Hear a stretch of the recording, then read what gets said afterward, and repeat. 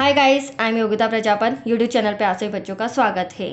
चलिए 9.1 exercise continue करते हैं, जिसमें से मैंने 1 से लेकर 5 तक सम करा दिए हैं बच्चों, और आगे के सम आज मैं कंटिन्यू करा रही हूँ। राइट, तो चलिए देखते जाइए, समझते जाइए और अपने डाउट्स क्लियर करते जाइए।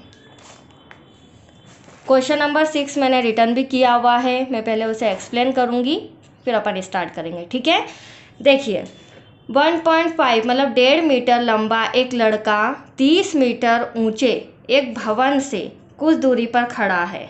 ठीक है, मान लीजिए 1.5 मीटर ये लंबा लड़का है, वह 30 मीटर, यहाँ से हम ले लेते हैं 30 मीटर ऊंचाई वाला हमारा क्या है, भवन। ठीक है, मैं यहाँ पर लिख देती हूँ 30 मीटर। और वो लड़का कहाँ खड़ा है, सपोज यहाँ से ले लेते हैं हम। ठीक है बच्चों, ये हो गया 1.5 मीटर, ये 1.5 मीटर लड़का, 1.5 मीटर लड़का लंबा एक लड़का 30 मीटर ऊंचे एक भवन से कुछ दूरी पर है। तो ये हमारा भवन हो गया और ये वो बॉय हो गया, वो लड़का हो गया। राइट, कुछ दूरी पर खड़ा है। जब वह ऊंचे भवन की ओर जाता है, ऊंचा भवन मतलब ये जो बिल्डिंग है, भवन की ओर जाता है, तब उसकी आंखों से भवन के शिखर का उन्नयन कोण 30 डिग्री से 60 डिग्री हो जाता है। तो ध्यान से समझना, ये जो लड़का है इसकी आंखों से यहाँ से 30 डिग्री से 60 डिग्री उसका क्या हो जाता है, कोण बन जाता है। ठीक है, 30 से 60, तो ये तो पहले हमें 30 डिग्री दिया है, तो ये 30 डिग्री का हो गया। फिर वह कुछ दूरी पर जाता है, तो यहाँ से उसका एंगल कितना बनता है बच्चों, 60 डिग्री। क्या बोला है, 30 से 60 डिग्री उसका उन्नयन कोण बन जाता है। ठीक है, वो किधर जा रहा है, भवन की ओर। अब देखिए, बताइए कि वह भवन की ओर कितनी दूर तक चलकर गया है, मतलब यहाँ से यहाँ तक वो कितनी दूरी उसने तय की है। ठीक है, तो यहाँ भी लाइन खींच देते हैं और ये हमारी क्षैतिज रेखा है, यहाँ भी लाइन खींच देते हैं। अब ध्यान से समझना, 1.5 मीटर यहाँ है तो ये भी हमारा 1.5 मीटर होगा। राइट बच्चों, ये दे देते हैं हम नाम A, यहाँ पर लिख देते हैं B, ये हो जाएगा C, देन ये लास्ट में D, ABCD। यहाँ पर कितने डिग्री का एंगल है, 60 डिग्री का। ठीक है, ये हमारा भवन है, यहाँ एक लड़का है, वो धीरे धीरे इस ओर जा रहा है, तो हमें यहाँ से यहाँ तक की उसकी दूरी बतानी है। अब चूंकि यहाँ पर 60 डिग्री है, अगर ये 60 डिग्री होता तो डायरेक्ट में एक ही नाम लिखती, एक्स फाइंड करना है। बट ये बड़ा वाला ट्रायंगल, तो इसमें मुझे एक्स फाइंड करना पड़ेगा और छोटा वाला ट्रायंगल में वाई फाइंड करना पड़ेगा। फिर लास्ट में हम इनको प्लस कर देंगे तो हमारा आंसर आ जाएगा। राइट बच्चों, तो बी से लेकर डी तक की हमें दूरी फाइंड करनी है। दूसरी इंपॉर्टेंट बात, ये सम मोस्ट इम्पॉर्टेंट है, क्यों वो अब मैं समझाती हूँ। ध्यान से समझिएगा, हमारी जो बिल्डिंग है यहाँ से यहाँ तक 30 मीटर की है। ठीक है, बट ये जो लड़का है ये 1.5 मीटर का है, तो हमें इस 30 मीटर में से 1.5 मीटर माइनस करना पड़ेगा। वो क्यों, क्योंकि इसकी दृष्टि से एंगल बन रहा है, इसने जो यहाँ से देखा मीनार के शिखर को, यहाँ से एंगल बन रहा है। तो 30 में से 1.5 मीटर माइनस करेंगे तो एटलीस्ट आप कर सकते हैं, तो हमारे पास आएगा आंसर 28। तो हमारा जो मीनार की हाइट होगी वो कितनी होगी, एटलीस्ट 28.5 मीटर। ये इंपॉर्टेंट पॉइंट था, तो आया आपको समझ में। चलिए, अब दिया है, सबसे पहले हर बार की तरह दिया है, ज्ञात करना है, वो लिख देते हैं। पहले क्या दिया है बच्चों, हमें भवन की ऊंचाई, भवन की ऊंचाई। अब 30 ना लिखते हुए कितने लिखोगे, 28.4 मीटर आ गया। 28.4 कैसे आया, ठीक है बच्चों, 1.5 उसमें से माइनस कर देंगे हम। उन्नयन कोण कितना कितना दे रखा है, 30 डिग्री कोमा 60 डिग्री, ये उन्नयन कोण हो गया। अब हमें ज्ञात क्या करना है, ज्ञात करना है भवन की दूरी, मतलब ये जो बालक यहाँ से यहाँ तक जाएगा तो वो भवन की हमें दूरी ज्ञात करनी है, इक्वल्स टू क्वेश्चन मार्क। ठीक है, अब देखो, जब 2 ट्रायंगल रहते हैं तो कंफ्यूज नहीं होना, ना ही कोई टेंशन लेना। फर्स्ट ट्रायंगल को सॉल्व करेंगे और उसके बाद ये जो बड़ा वाला ट्रायंगल है उसे सॉल्व करेंगे।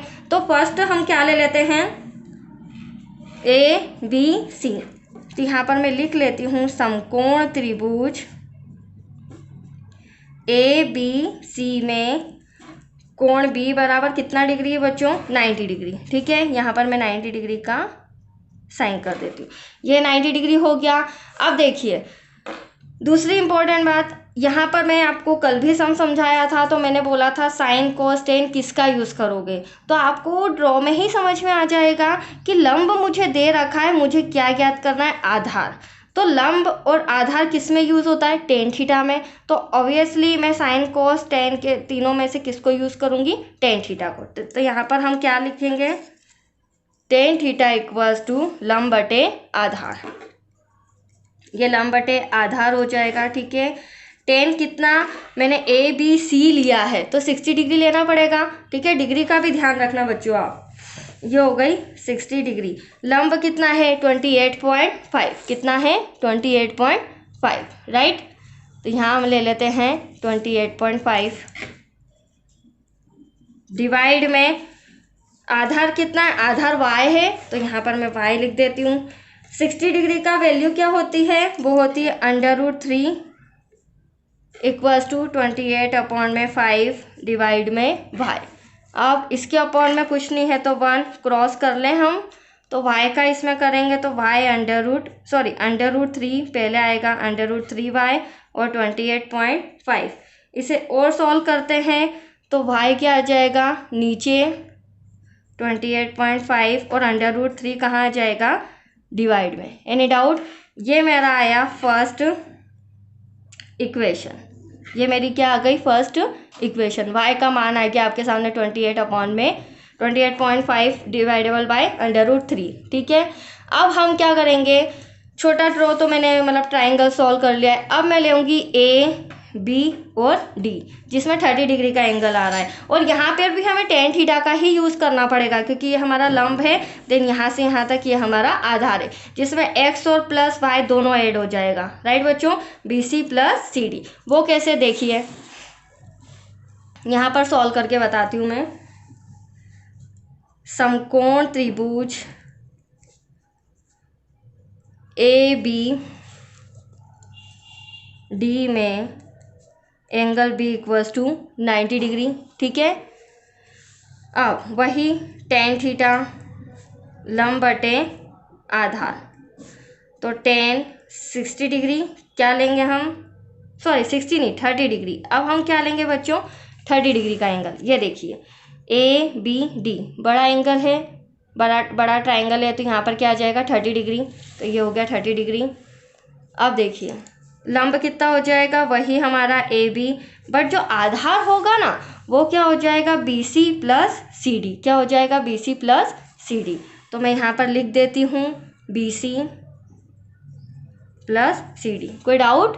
No doubt. चलिए अब 30 डिग्री का मान क्या होता है? 1 में √3 इक्वल्स टू AB मेरे पास 28.5 है और BC plus CD x plus y मैंने अभी आपको समझाया था। राइट, अब इसको क्रॉस मल्टीप्लिकेशन में यहाँ कर देती हूँ। इसका 1 में, इसका x प्लस वाई का 1 में करोगे तो एटलीस्ट x प्लस वाई आएगा और 28.5 मल्टीप्लाई बाय 3। ठीक है, ये आ गया मेरा इक्वेशन नंबर 2।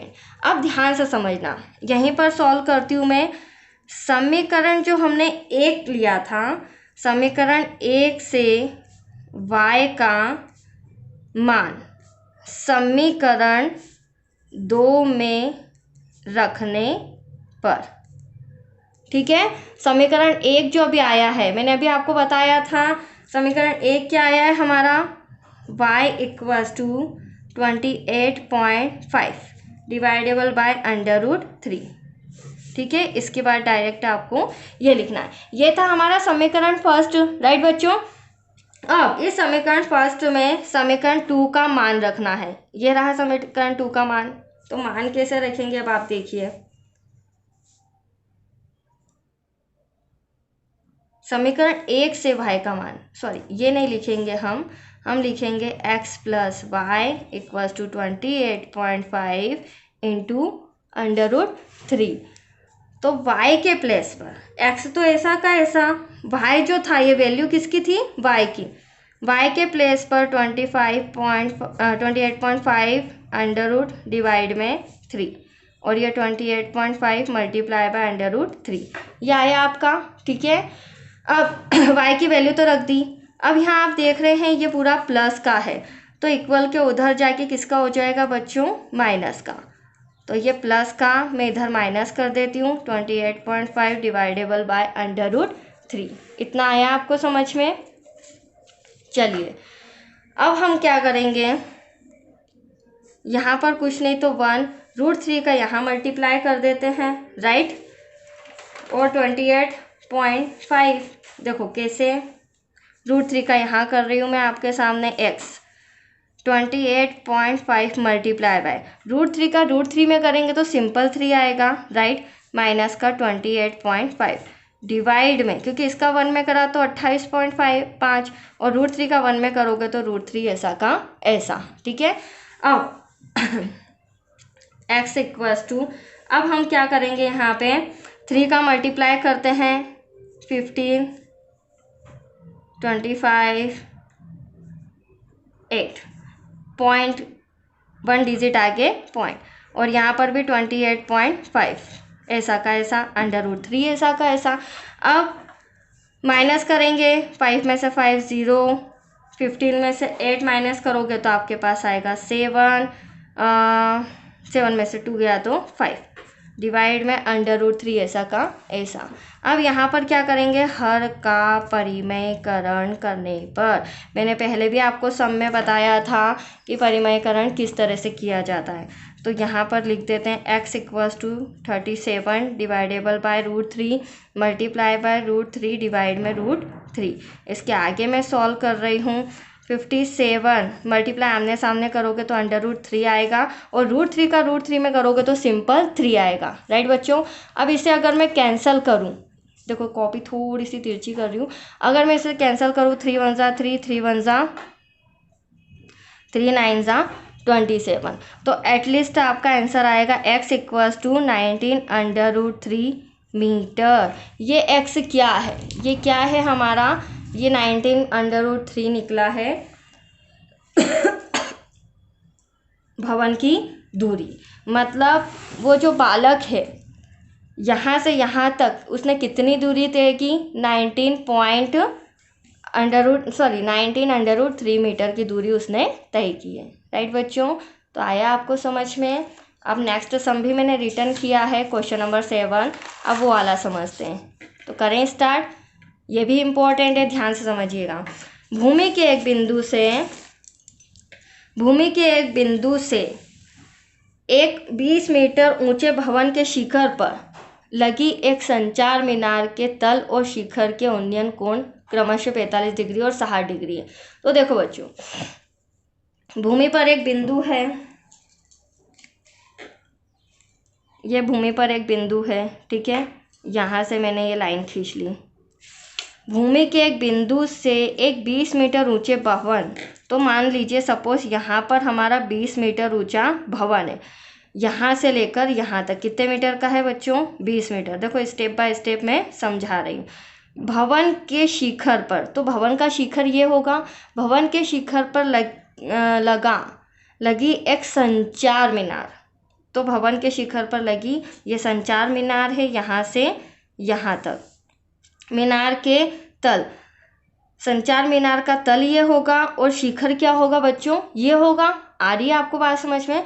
मीनार, संचार मीनार के तल और शिखर के उन्नयन कोण क्रमशः 45 डिग्री और 60 डिग्री, मतलब एक एंगल यहाँ से बनेगा और दूसरा एंगल यहाँ से बनेगा, ठीक है। तो संचार मीनार की ऊंचाई ज्ञात कीजिए, मतलब मुझे ये जो संचार मीनार यहाँ से यहाँ तक है मीनार के ऊपर, उसकी मेरे को हाइट ज्ञात करनी है। तो सबसे पहले हम ड्रॉ कंप्लीट करते हैं। आप लोग देखेंगे एक तो यहाँ पर आ जाएगा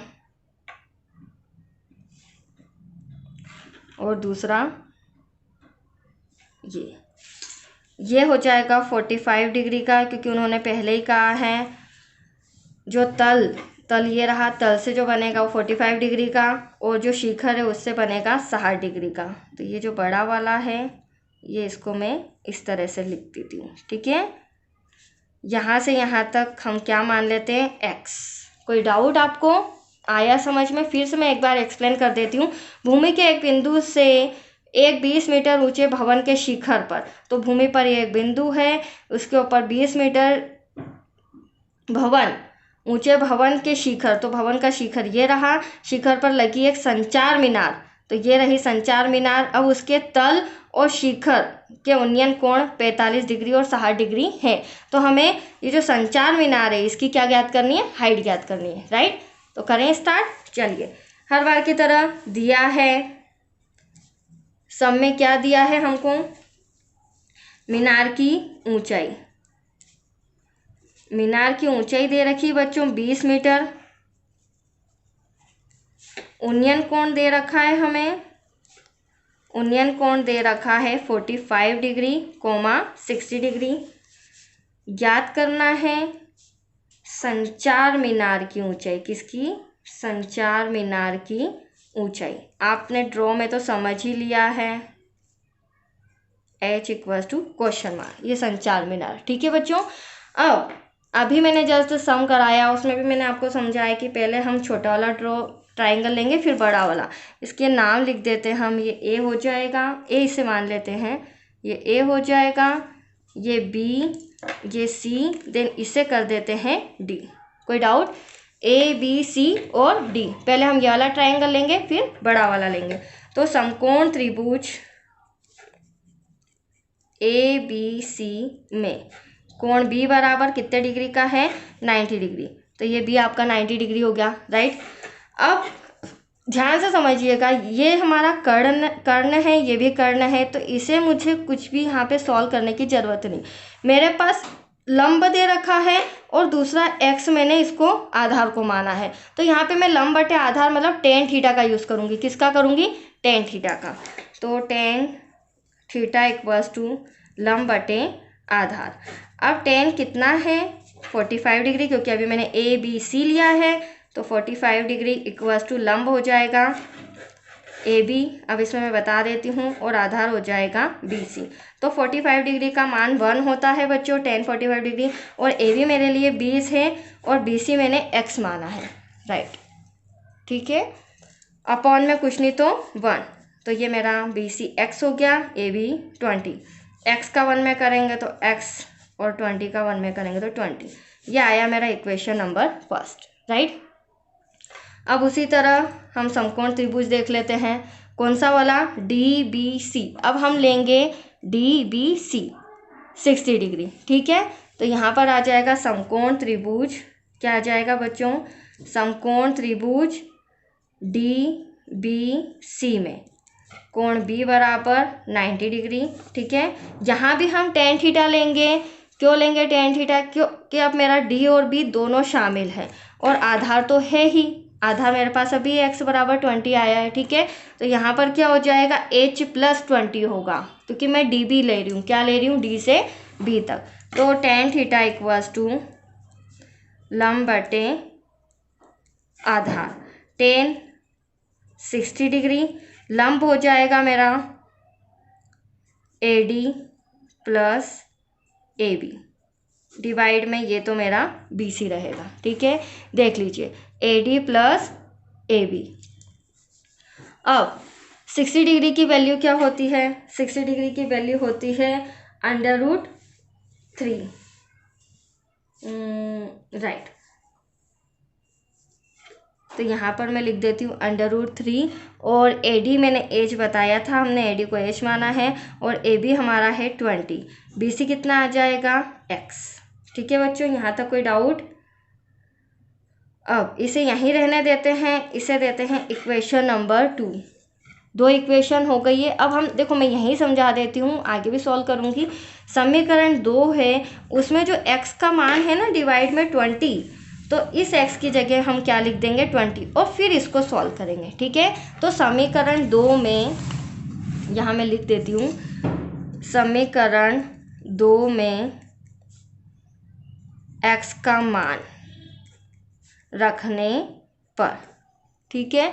अब समीकरण 2 पहले लिख लेते हैं, √3 = h + 20 डिवाइड में x, ठीक है। तो x बराबर अभी इक्वेशन फर्स्ट में क्या आया था आपका, x बराबर आया था 20, ये रहा, ठीक है। तो x के प्लेस पर हम क्या लिख देंगे बच्चों, 20। तो √3 ऐसा का ऐसा,